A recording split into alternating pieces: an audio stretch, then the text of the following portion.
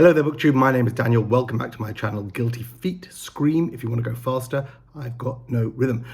Today, it's the next 48 hours, the whole of BookTube is going to go book a long list bananas. And I thought I would take one last swing at the New York Times top 100 books of the 21st century. The New York Times has done a great job of putting out loads of content around this. They've kept it in the news. I heard a podcast this morning about how actually the top 10 on this list is shifting units in American shops, at least, that people are buying specifically books that were less bought, like Austerlitz. And I can't remember the other one in the top that was in the top 10 that very few people have read, is actually shifting units. And even My Brilliant Friend, which was number 1 on their list, is also some shifting more units than it did in the previous week. What I want to look at, I think, is something that I haven't seen anyone discuss, which is in addition to putting out the collated list of the top 100, then, which was, they sent out thousands of ballots. They got 500 back from all sorts of different people. Then they followed that and made the top 100 of that. They followed that up with actually asking readers to contribute their top 10s and collated that and gave a top 100. And I made 2 videos where I looked at those two side by side, 100 to 51 and then 50 to 1. What I'm looking at now is another piece of content which really fascinated me. If you love book lists, this is some of the ballots that they sent out. So each one of these is somebody, starting with Stephen King, and there's professors from Harvard, and there's other authors we might mention, and each one of those gives their top 10. And I went through ignoring the books that made it into the actual top 100 just to come out. I've got here 4 enormous piles, must be 40 books here at least, maybe more, that I picked out from my shelves that people mentioned. So things that didn't make it to the top 100, but I think books, well, I don't think they're all great. Some of them are indisputably should have been on that list. Some of them are just the fact that this person's particular one of their top 10 books of the last 25 years is super interesting to me. And this is just one of those videos where it's an excuse for me to show you a bunch of books that I have. So we'll go through each one. I'm not going to read out the top 10 from everybody. We're just going to look at the highlights and the ones that didn't make the aggregated or the collated list. So starting with Stephen King, as I say, they've got 53 of these they put up there. If you've seen this, good for you. If not, I'll put the link on the site. It may be behind the paywall, so apologies. Maybe I can send you a gift thing. I'll see what I can do when I make the video thing. Okay, Stephen King's top 10 includes books that were on the list, like Atonement, Goldfinch, Plot Against America, and The Sympathizer, made in the top 100. He's got a book there by Benjamin Black, who is John Banville's alter ego. Gillian Flynn's Gone Girl, which I'm not going to show you because I hate that book.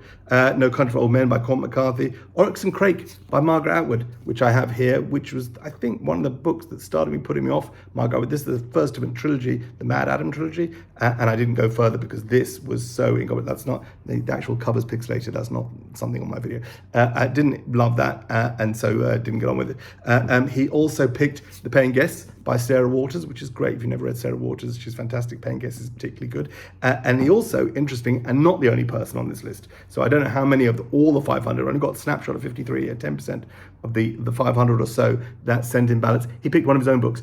Stephen King picked Under the Dome. I've never read any Stephen King. Under the Dome, I've seen clips of the TV show when they don't, not for me. That's Stephen King, a good list. So of the 10 books that Stephen King picked, 4 of them actually made it onto the list. It's also, I think, a good way of judging how in tune any of these people are with actually what most of their peers picked. So that's Stephen King. Moving on, Min-Jin Lee, who wrote Pachinko, which I didn't love. And the books that are on the list, she got 5 books which were actually made to the list, which talk about. One of the ones didn't, which was in the readers list, is All the Light You Cannot See, actually made in the top 10 by Andy Durr. She picks that, and I think, despite the fact I didn't like Pachinko, I think that's a solid pick. Brooklyn by Com Devine, which I haven't read. Juliet Suka's Buddha in the Attic. I haven't read that book by Juliet Suka. Educated by Tara Westover was very high up on the readers list.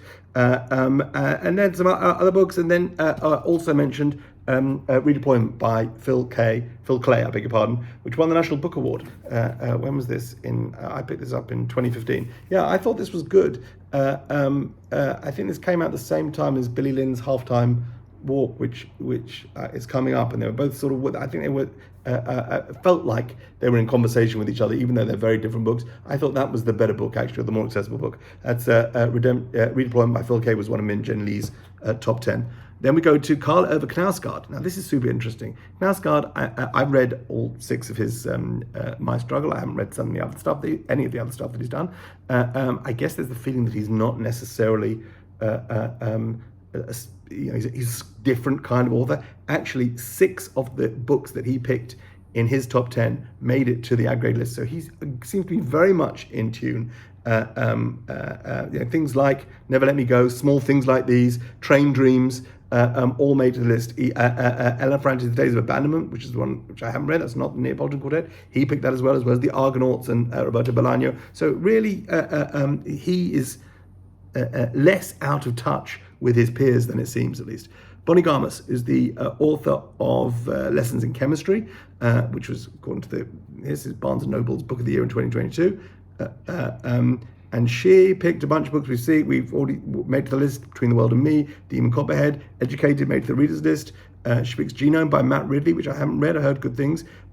She picks up Harry Potter and the Half-Blood Prince. It was the Deathly Hallows, I think, made it to the readers list. And here's a book which I can't believe, I don't think it was on either the readers list or the main list. It seems to be forgotten. This absolutely stopped me in my tracks when I read this, which is, I guess, the very early part of the century, and that is The Heartbreaking Work of Staggering Genius by Dave Eggers, who's gone on to have a stellar career, published a whole bunch of novels, but this was his first book, a sort of autobiography. It's an odd thing, but breathtaking.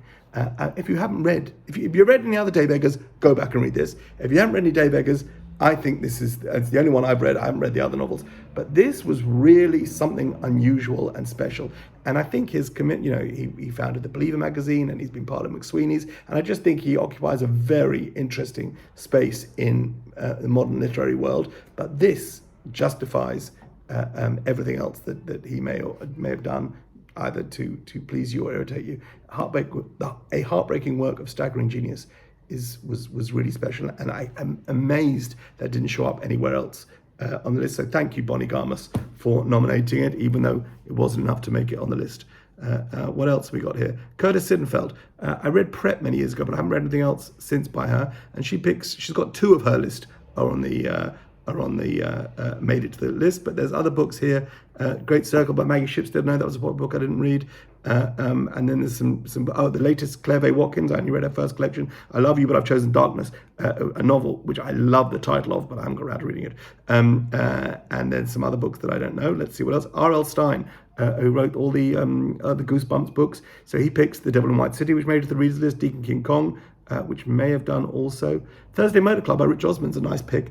But the one I highlighted here, he also picks a couple of crime books. So he's got Michael Connolly there. I guess it's a Lincoln Lawyer one from middle of the series, and Don Winslow's City on Fire. The one I like that he picked that hasn't been mentioned much is Everything is Illuminated by Jonathan Safran Foer. I have a signed copy. I didn't go to meet Jonathan Safran Foer. He was here, and my wife went to meet him.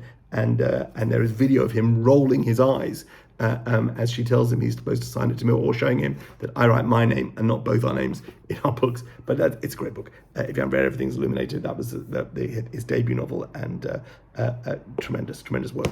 Okay, what else have we got here? Nana Kwame Adjei Brenya, if I'm saying that right, who wrote Chain Gang All-Stars, which I haven't read, been a big buzzy book this year.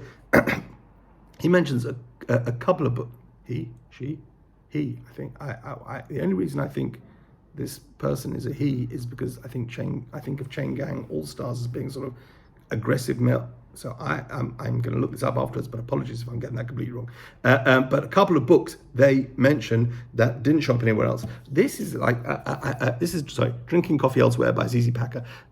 This, I believe, is studied a lot in creative writing class in America, and Ms. Packer, I think, is part of that academic world where she's teaching as well. And this was kind of a buzzy book 20 years ago. And the weird thing about this is she never published anything since. Or she's published some short stories, maybe in individual stories magazines, but there hasn't been a book since by ZZ Packer. And this still gets spoken about. And I picked this up in 2004 and read at the time as a sort of, here's somebody who people are talking about. I'm sure I can then follow their career, and there hasn't been any more career to follow. If you know what Zizi Pack's doing, I believe she's teaching, but I don't know why she hasn't published another collection. Another actual collection of short stories, again, astonishing that this was not on the list. Maybe it's genre bias, maybe it's anti-short story bias, but Stories of Your Life by Ted Chiang. This, in case you don't know, this is within this collection of short stories is the story that the movie Arrival was based on, with Amy Adams. Is it about science fiction? Is it about philosophy? Is it about humanity and mortality and the way we relate to time? And it is mind-blowing and mind-blowingly good. Stories about, in his second collection, I've got Exhalation, which someone else mentions later on, also tremendous. But this absolutely should have been in the top 100. Really outstanding. And he picks Colson Whitehead and Pachinko. He picks up, which crazy. A book called Greenwood by Michael Christie. Anyone know about that? I've no idea. Never heard of that book before. But that was one of the books picked by Nana Kwame Adjei-Brenyah, who I'm embarrassed to say I don't know what they are. I may have screwed that up terribly. Okay, Juno Diaz. Well, we know exactly who he is and what he is. Did he pick anything that didn't show up? So he picks up Ted Chiang. He mentions there's an Edward Dante cat called Brother, I'm Dying, which I haven't read. And then some other books that made it to the list. Who are Sarah Jessica Parker? Is this? Yes, Sarah Jessica Parker picks this book. So The Bee Sting wasn't on the list, but I think made it to the readers list. The Nickel Boys, which a few people have picked over Underground Railroad. Say Nothing by Pat Radden Keefe, which made it to the list. And then one of the books that Sarah Jessica Parker, we all know Sarah Jessica Parker is, right? And just like that, she picked A Constellation of Vital Phenomena by Anthony Marra. I've read 3 books by Anthony Marra. Each one of them is terrific, and this is especially good. So yeah, recommend that, and nice to see that someone remembering that and picking up. I'm going to have to pick this up. There's so much more to go through. Anthony Durr, who showed up in the readers list, picture a whole bunch of books that I'm going to, one particular that I want to highlight here. So he got, interestingly, 6 of his top 10 made it onto the list. And there's a selected stories of Alice Munro, some selected stories by Amy Hempel, which I've never read. But one of the books that he picked, which I think might have made it to the readers list if it wasn't on the original list, and that is John Strange and Mr. Norrell by Susanna Clarke. I think Piranesi made it to the main list, but this was fantastic. When did I get this? And there was it doesn't even have a date, and I just wrote my name in it, so I can't remember when I got this. But this is, it's a giant book, but really, really good. Piranesi is a different level of beauty, but there's a lot of joy to be had in Jonathan Strange and Mr. Norrell as well. James Patterson, someone who I've never read, but picked a good selection of books, and 2 in particular that I want to talk about. So he picks a Stephen King book, 11/22/63, which I think made it to the readers list. The Book Thief by Marcus Zusak, which I haven't brought out, but a few people picked it. Educated, which made it to the readers list. And then a book that didn't make it to either the readers list or the main list. Again, this was a game-changing book. I think at least as much as Gone Girl, if not more, but more enjoyable. The Girl with Dragon Tattoo by Stieg Larsson. Really, I mean, I read this, and I read the sequels, and then I read the sequel after Larsson died. I read David Lagerkrantz's books that followed Blomkvist and Lisbeth Salander, and really good. I mean, dark, nasty, violent. This is not an American written thriller. This is something Scandinavian and harsh, but amazing. And then the other book, which James Patterson, I mean, I don't know if he did this himself or he has a team of people who write books for him. Why shouldn't they make a list for him? He's picked some interesting books. I'll get to that in a second.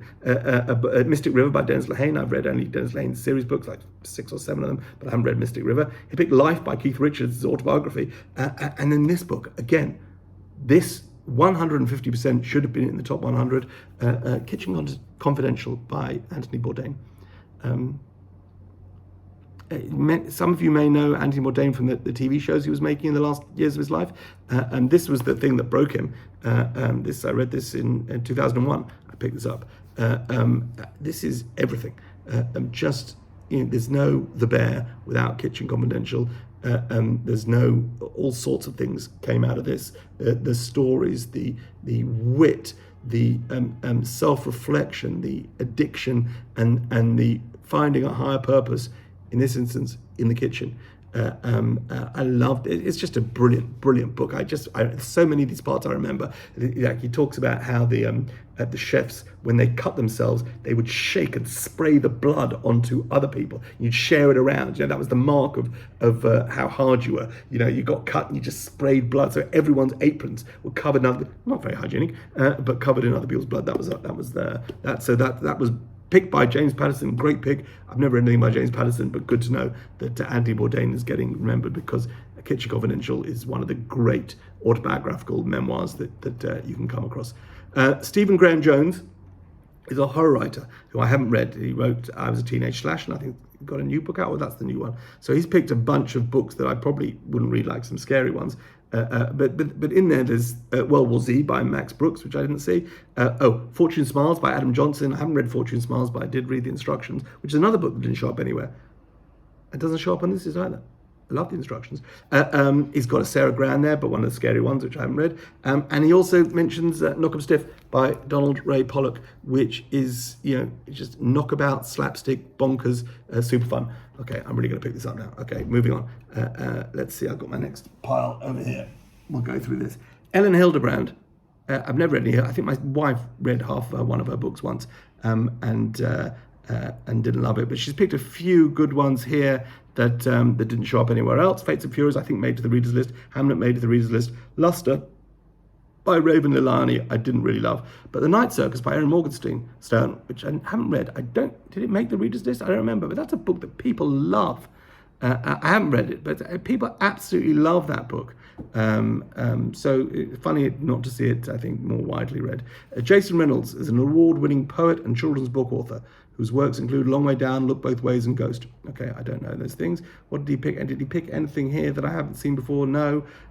4 books that made the list: Heavy, Erasure, Salvage the Bones, and The Walk of Other Sons. He goes for The Nickel Boys. All the Light You Cannot See is a book by Sharon Creech, and a book by Jacqueline Woodson, which I think are both maybe young adult, maybe even younger than young adult. Annette Gordon-Reed is a professor at Harvard University. Her 2008 history, The Hemmingses of Monticello, won a Pulitzer Prize and National Book Award. So she's some kind of heavyweight. She got 7 of her picks made it onto the list. 2 more that she mentioned that don't show. Oh, she puts her own book on there. The Hemmingses of Monticello is the 8th book, and 9 and 10, one of them I think absolutely should have been on the list and made it maybe to the readers list, and the other one is an oddity that I've got here. But anyway, so The Immortal Life of Henrietta Lacks is just amazing. I think Britta Bollett just read it and made a video about reading it. But this is everything that narrative, non-fiction, recent history should be. It's got good science, it's got good stories, it's authentically goes to sources but tells things in entertainingly narrative ways, and the stories just beyond fascinating, and a little unjust, if not a lot unjust. The Immortal Life of Henrietta Lacks by Rebecca Skloot, fantastic. And then the other book that Annette Gordon-Reed mentions, which I've read, and I'm not quite sure why I read it, The Metaphysical Club by Louis Menand.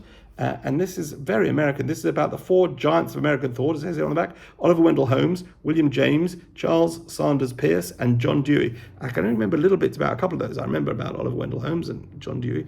I remember. I don't know why I picked this up in 2010. I won a Pulitzer Prize maybe, and I must have seen it secondhand somewhere. I definitely read it. I'm not sure how much of it stayed with me, but that was one of her other picks. Okay, moving on. Rebecca Roanhorse is a Hugo and Nebula winning science fiction and fantasy novelist whose works include Black Sun and Trail of Lightning. What does she pick?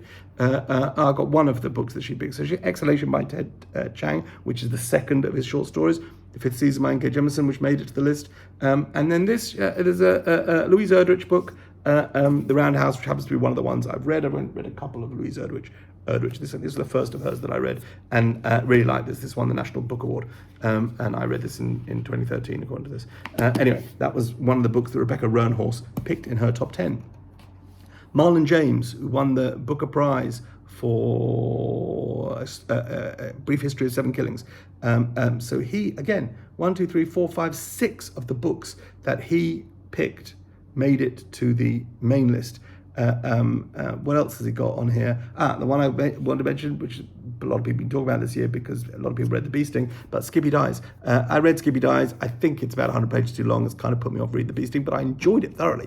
And I love the fact that it tells you the whole story in the title, Death of a Salesman, or the first page of The Secret History. You know what's happened, or you know what's going to happen, and that's not what the point of the story is. That's there.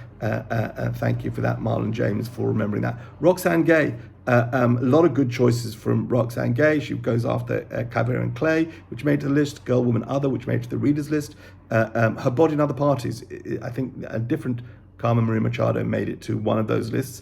Her Body in Other Parties is the one that I've read. I wasn't blown away by it. There's an Ann Patchett here, which I didn't think is State of Wonder. I don't know if that was one of the ones that made she got 3 books on the list. That wasn't one of them.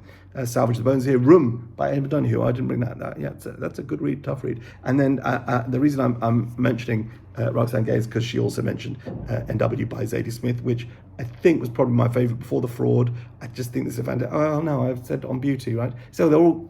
This is why I love Zadie Smith. I wouldn't necessarily pick her out of put her in any top 10, but each of those books has stayed with me, has been fantastic. So I love NW very much, and pleased to see it mentioned here. Thank you, Roxane. Jonathan Lethem. I've read a whole bunch of Jonathan Lethem. We not very much talked about on BookTube, but I've read a bunch of Jonathan Lethem books, and he mentions some books that showed up on the list, and then some science fiction ones. So The Last Samurai by Helen DeWitt, which I think made it to the list. Erasure by Percival Everett he mentions, and then there's some books, a book by Kim Stanley Robinson that I don't know.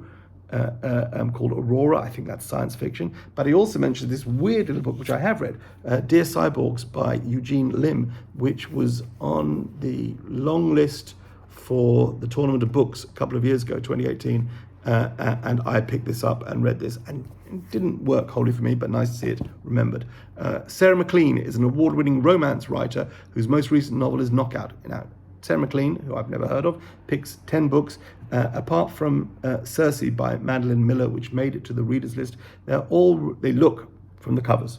Don't judge a book by a cover, but from the covers that the New York Times, they look like romance books. Romance is not really my thing. I wonder how many of these names are big names or the key names in romance in the 21st century. There's Forbidden by Beverly Jenkins, Georgie All Along by Kate Claiborne, Hannah Khan Carries On by Uzma Jalaluddin. Some interesting names, all new names to me. After Hours on Milagre Street by Angelina M. Lopez, Jennifer Cruz, Cruzy, Crusie. That looks like a typo, but I'm guessing that's the name. So none of these books are familiar to me. What I'm interested in is, are these really representative of the best in romance writing or romance books of the 21st century? Because I think Sarah MacLean is the only one of these people who's presented lists that we can actually see who comes from that world. Riley Sager, most recent novel is Middle of the Night. I think Riley Sager is one of those authors that adopted a non-gender specific first name so that you wouldn't know if they were a man or a woman. I can't remember if I got that right. But a couple of interesting books on the list. So the 4 books that were made to the list were Never Let Me Go, Atonement, Lincoln the Bardo, Middlesex. But also added to that list were All the Light We Cannot See, which did very well in the readers list. Gone Girl, Dare Me by Megan Abbott, which I haven't read. I've read one Megan Abbott, I think, called Queenpin. But I need to read more because I think she has appeal.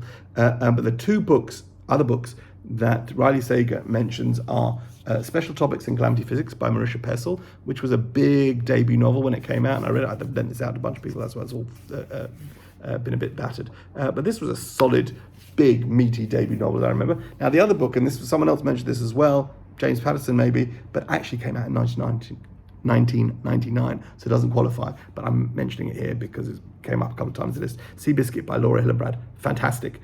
Better known maybe now for the book about the Olympian that was a prisoner of war. Anyway, Seabiscuit, again, fantastic. This won the William Hill Sports Book of the Year, which is why I read it. That was a UK award given to books about sport. And it could be the whole range has been won by martial artists or people in cricket and people about football. And this was about Seabiscuit. I couldn't be less interested in horse racing. I certainly didn't know anything about this horse, but this is really just beautifully written, entertaining, engaging story. So worth your time. How are we doing? What else have we got? Okay, Ed Yong is a Pulitzer Prize-winning science journalist and the author of An Immense World and I Contain Multitudes. And Ed picked Belcanto, Exit West by Mohsin Hamid, Ages for Hawk, Trust. Then a couple of books that I'm kind of interested in. This is How You Lose the Time War by Max Gladstone. I haven't read. I like Henrietta Lacks is here, a book by Jenny Odell, Julia Sucker's The Swimmers, and then he also picked A Day in the Life of Abid Salama, which I read recently, did a review, which no one seems to want to comment on, which I guess speaks to the fear that people have of saying the wrong thing, or maybe they're just afraid of saying the wrong thing to me. But I think it's my least commented video since I've been putting videos up on YouTube. I don't know if that's coincidence or... Anyway, I had a mixed experience with A Day in the Life of Abid Salama. I think it's padded from a long-form newspaper article, but probably worth your time. And it won this year. It won the Pulitzer Prize for General Nonfiction. Okay, moving on. Pico Iyer, I-Y-E-R. Pico is a writer whose books include The Half-Known Life and Falling Off the Map. Picked a bunch of great books, including William Trevor short stories, selected stories which I haven't read. Interestingly, The Buried Giant by Kazuo Ishiguro, which, Never Let Me Go is not my favorite Ishiguro. Buried Giant, I think, is a tough sell. The book that I want to mention, which did make it to the readers list, but I'm just going to keep showing it, is Matrix by Laurent Groff, which is, to me, my favorite of her book that I've read so far, which is the last three, Vaster Wells, Fates and Furies, and Matrix. Matrix is a special book. And there's some other great ones there. He also picked Olive Kittredge, Lincoln the Bardo. Okay, Thomas Chatterton Williams, it was not Thomas Chatterton, it's Thomas Chatterton Williams. He's a staff writer at The Atlantic and the author of Losing My Cool and Self-Portrait in Black and White. And he picked a bunch of interesting books, Brief Wondrous Life of Oscar Wilde, two Rachel Cusk books, Outline and Transit, The Savage Detectives, the Zadie Smith's Feel Free, which is her essay collection, not the short story collection. And then this book, The Love Affairs of Nathaniel P. by Adele Waldman, which I've read, and I thought it was shit, like really terrible. Everything about this made me angry. The kind of book that I wanted to throw across the room when I finished it. To do with the protagonist, not to do necessarily with the writing. Really terrible book. So interesting to see that. I don't think Thomas Chatterton Williams and I will be friends. Paul Tremblay, an award-winning horror novelist, whose latest book is Horror Movie. So pick some not necessarily, there's a couple of horror books in there, but also Underground Railroad, No Country for Old Men, Never Let Me Go, shows up again all the time. And this book, which is the second scariest book I've ever read, and the like mold and thing, like it's like haunted, this book. I need to throw this out because it's really, I don't think it's worth saving. But that is House of Leaves by Mark Z. Danielewski. Still gives me the heebie-jeebies, and just the fact that this, of all the books, this is the one that's got all mushed and water damaged. Spooky. Okay, interesting choice, worth remembering that. Nick Hornby, one of my favourite authors, one of the first people that I read when I started buying books for myself. And I read all his columns. He used to write a monthly column in the Believer magazine, and I used to read those, and I've got a collected version of those. So he picked some great books. He's got Cavalier and Clay, Olive Kittredge, On Beauty by Zadie Smith, Say Nothing by Patrick Radden Keefe. There's a Richard Russo that I haven't read, Empire Falls, and then this book, let me just bring over another pile. This book, which I named earlier on, Billy Lynn's Long Halftime Walk. I'm not sure it's one of the best books of the 21st century, but good to see it mentioned. Thank you, Nick Hornby, for reminding us. I'm just doing some rearranging here to make room for all the books that I'm bringing across from there to here. Okay, you can still see a great big pile up there. Okay, what else we got? Scott Turow. Wow. Scott Turow picked 1, 2, 3, all 4 books. Scott Turow's the guy who wrote Presumed Innocent and a bunch of those legal thrillers that were big in the late 80s, early 90s. He picked all 4 Elena Ferrante, the books, the Neapolitan novels. That's a choice. He also picked a book, which I don't have here, because I lent to someone ages ago, It absolutely should have been on every single list, should have been in the top 10, both the readers list and the main list. I don't understand how people did not remember Thinking Fast and Slow by Nobel Prize winning economist Daniel Kahneman. It is a mind-blowing, mind-expanding, life-changing work that I urge you, if you ever read any non-fiction, if you have any interest in sort of behavioral economics and the way and the reasons why we choose and do the things that we think we know why we're doing them, but really we don't know why we're doing them, and the biases that we cannot acknowledge because we're not even aware they're front of our mind and affecting our decisions. Thinking Fast and Slow is, I mean, I think it's one of the greatest books of the last 100 years. So to not be on either of the lists for the top 25 is strange. And it's mentioned here, and someone else mentioned it. And I listened to the Book Riot podcast, and three of the people who work at Book Riot put lists. I think it was on two of them at least, picked Thinking Fast and Slow, and they're always talking about the book. That's why I knew. But amazing that it didn't come up. And here's another book. Sorry, this he picks as well. Timothy Snyder's On Tyranny, which is there's a bigger work by Timothy Snyder, which I think I will try and get to. I added it to my cart, but it's gonna be a while before I buy new books. But this was a short little thing that I read over Christmas and was great. And he also picks another novel, which 100% should be on the best books of the 21st. I didn't remember by anybody. The Orphan Master's Son by Adam Johnson. I know a lot of people who read this. I don't know anyone who read this and didn't think it was amazing. So should be on the list. And of all people, Scott Turow is the person who brings those up. Well done. Daniel Alarcón, who wrote novelist, Lost City Radio, contributing writer at New Yorker. He's got a long-running Spanish language podcast. I haven't read anything by him, but I see his name a lot. Well, 1, 2, 3, 4, 5, 6, 7, 8, 9 of the books of his top 10 made it into the New York Times top 100 books. 9. So that's how tuned in he is. And the one that didn't is Zadie Smith's NW, which I love. So I think I want to be friends with Daniel Alarcón because he knows what time of day it is. Honoré Fanon Jeffers, who wrote the love songs of W. Du Bois, which I haven't read, but I've only heard good things about it. I know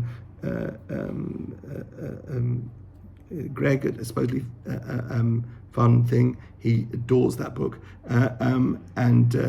She mentioned some books I've read: Toni Morrison, The Known World, The Warmth of Other Suns, which I really need to get to. That came up to, and that Edwidge Danticat book again, and then some other books which I don't know. Lucy Sante is a writer whose book I heard her call my name. It's a memoir of her gender transition, and she the one book on this says other books of hers that I don't know. I don't know Feral City by Jeremiah Moss. The Same Bed, Different Dreams by Ed Parker has come up a couple of times. I saw someone make a video about that, and I don't know that book at all. I don't know what it is. And then she also mentions The Mars Room by Rachel Kushner, which I read when it was shortlisted for the Book Prize in 2018. I thought it wasn't doing anything, if I remember this correctly. I don't think it was doing anything that Orange is the New Black hadn't already done. Is that the book about the start? Yeah, yes, it's about a women's prison.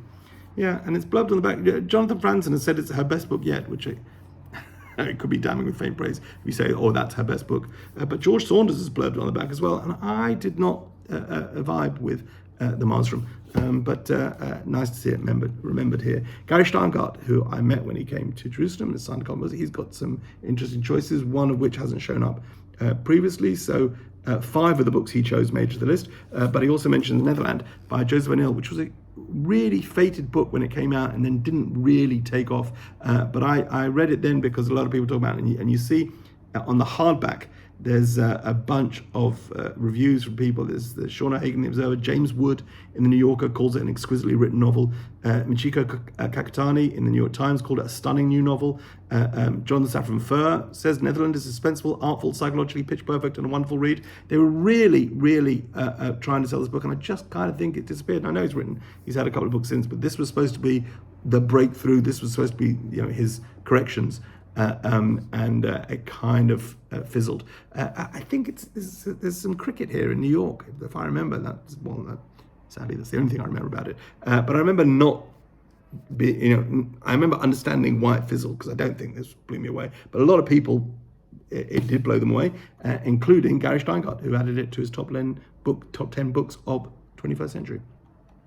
Anand Giridharadas is a writer and former foreign correspondent whose books include The Persuaders and Winners Take All. And what did I pick from his selection? Two books which I haven't mentioned so far. One is the second in Knausgaard's My Struggle. So this was A Man in Love, which was after the first one, which is a lot. This is also a lot. And this is the book that convinced me, at least, to go carry on and read all of them. Because the first one is something weird and special, and then this is slightly different and slightly at a different angle, but also mesmerizing. Then a book which made it to the readers list because it's a real Marmite book, or what Greg at Supposedly Fun doesn't call them Marmite book. He calls them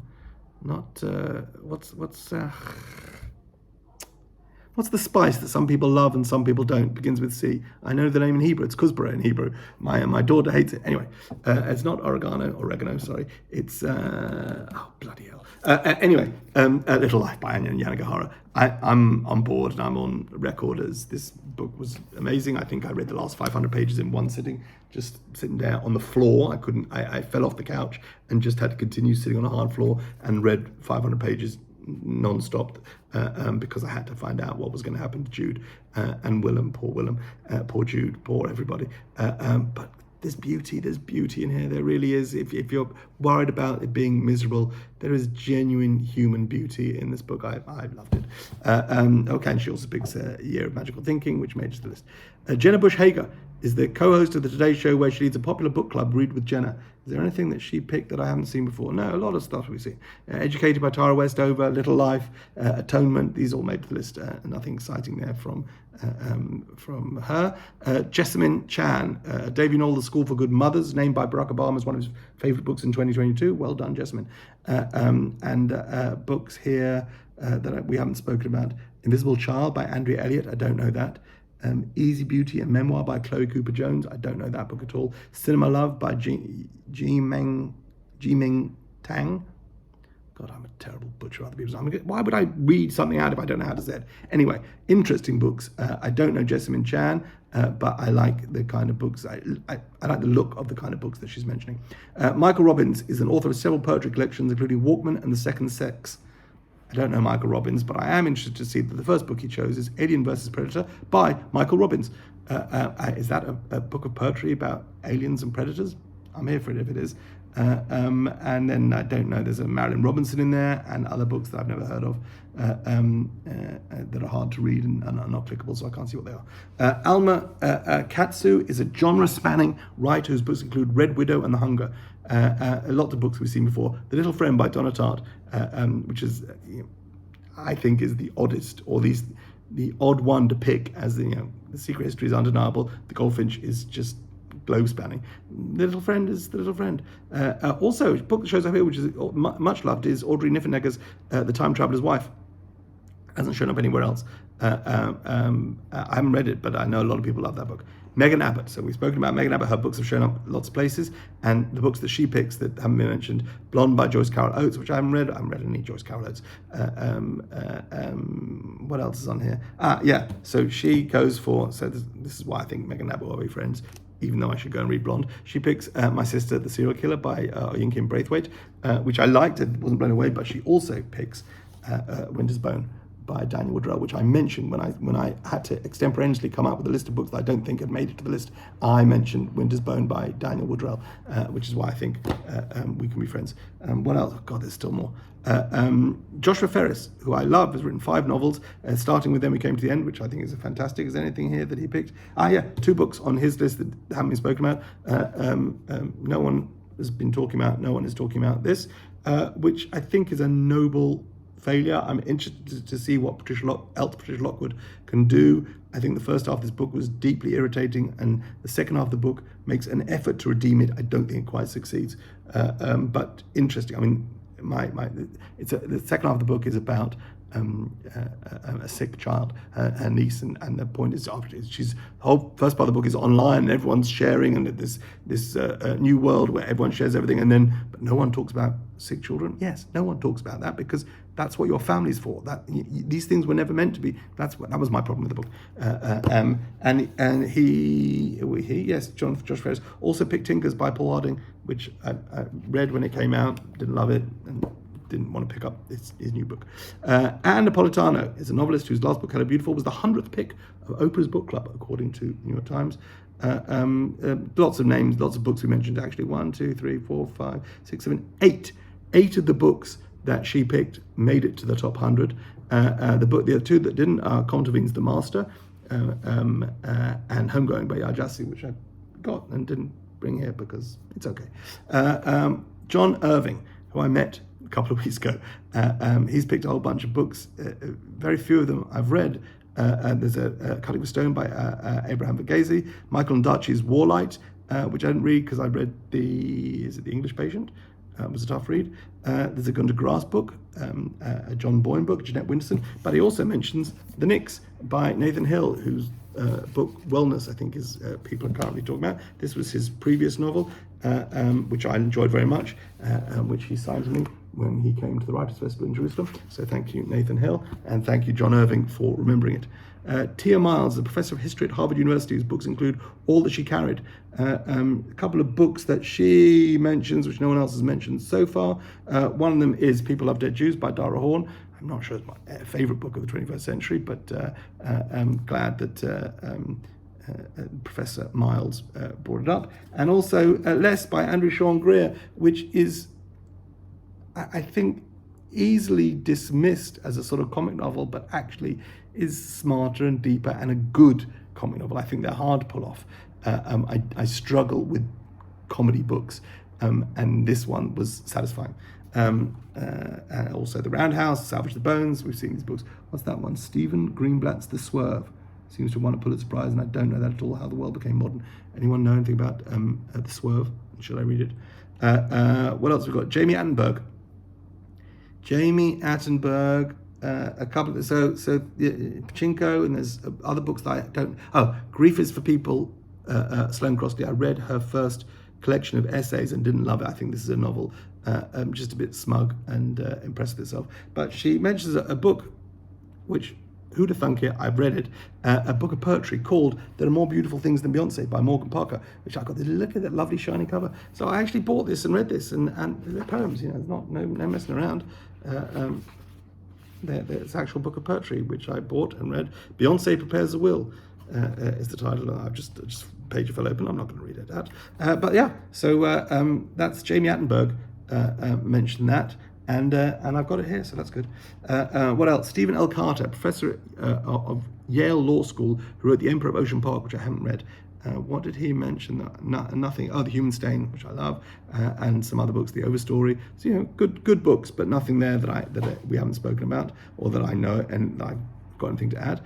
Sarah Schulman, a novelist, playwright, non-fiction writer, whose most recent book is Sarah Schulman came up recently in my head. She wrote an amazing book about the AIDS crisis, right? Is that Let the Record Show? About, I think I put it in a basket somewhere at some point. It kind of interests me, sort of a mad oral history of this group that fought for legislation to help people. Anyway, none of the books in her list do I know anything about. The Women's House of Detention by Hugh Ryan, Vanguard by Martha Jones, I don't know. Citizen by Claudia Rankine I've read, but the other books I don't know, I apologize. Elizabeth Hand is an author of 20 novels, including most recently A Haunting on the Hill. Don't know that, but one of the books that she mentioned is Magic for Beginners by Kelly Link, which I had a lot of good recommendations for before I picked it up, and wasn't impressed, but was so concerned that it was me that I read another book by Kelly Link. Wasn't impressed with that either. Sort of sub Neil Gaiman work as far as I'm concerned. I didn't feel there was anything particularly original, sort of mythology and magic and that kind of thing. But not done with. Oh, sorry, I'm just going over here to get some more books. Okay, we're home stretch now, last few books. Dion Graham, an actor whose award-winning audiobook narrations include Jonathan Ives King and Colson Whitehead's Crook Manifesto. Okay, anything here? Yeah, one book. So he mentions a heartbreaking work of Stackler and Junius, good man.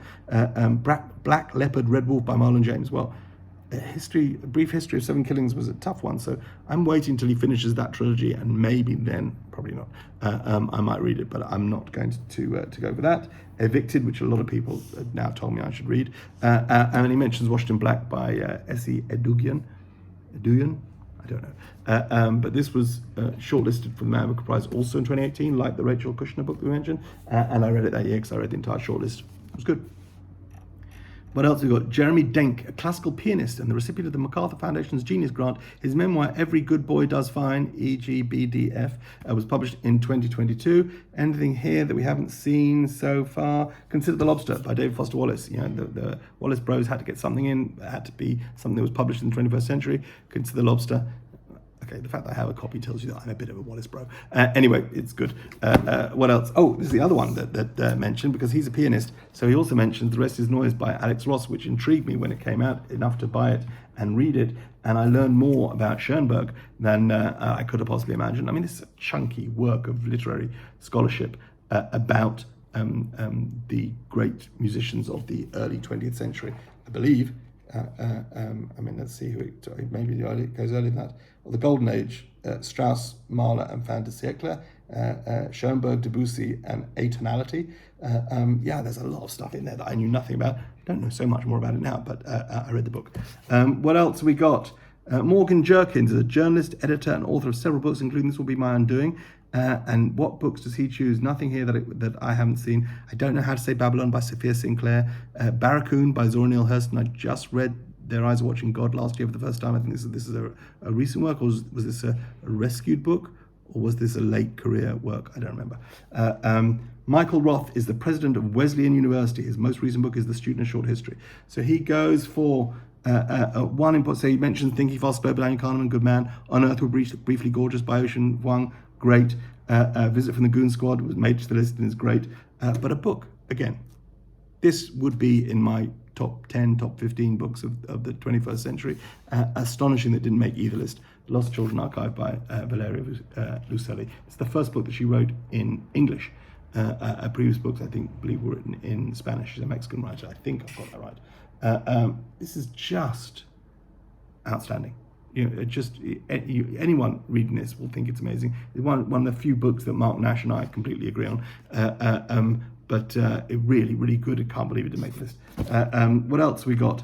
Ryan Holiday, the author of 12 books, including Right Thing, Right Now, and The Daily Stoic. Anything here that he chose? Things like The Road, So You've Been Publicly Shamed by John Ronson. What else we got? No, so Stephanie Land, the author of Maid and Class. Anything that she picks up that we haven't seen? She picks one of her own books. She picks Maid.